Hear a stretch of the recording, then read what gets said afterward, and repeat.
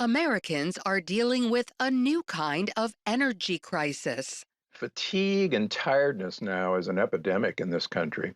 Well over 50% of people actually complain of chronic tiredness, and that includes millennials.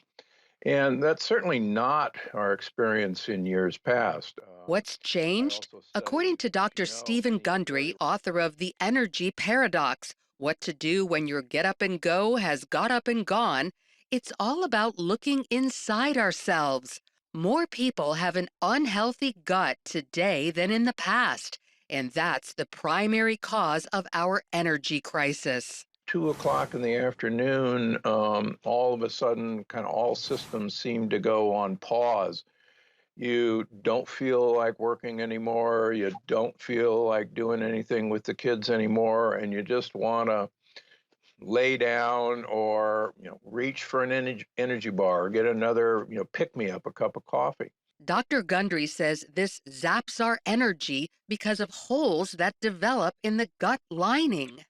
If you're tired and fatigued, you got leaky gut. And that leaking causes inflammation, which can drain huge amounts of our precious energy. Inflammation is actually our white blood cells, our immune system, our foot soldiers, if you will, attacking threats that actually come into our body primarily through the lining of our gut.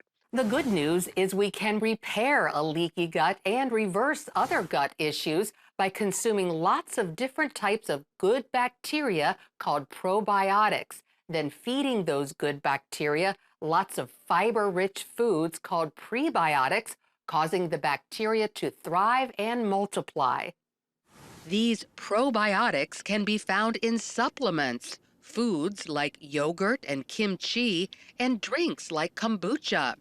Then it's important to take so-called prebiotics found in supplements or foods like fresh vegetables. These literally feed the good bacteria, helping it reproduce. They actually communicate to the energy producing organelles in all of our cells called the mitochondria to make more energy. So, probiotics that you manufacture by eating prebiotics literally turbocharges your energy. And it's also important to stay away from foods that deplete energy.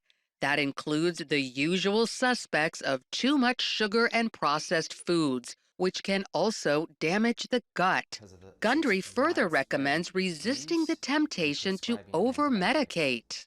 Please, please try to avoid taking antibiotics for simple things like runny noses or scratchy throats. Try to avoid eating animals that have been raised with antibiotics from factory farms. It turns out antibiotics kill off most of the good bugs in our intestines that actually protect us from leaky gut. And don't take certain heartburn and acid indigestion medicines longer than 2 weeks.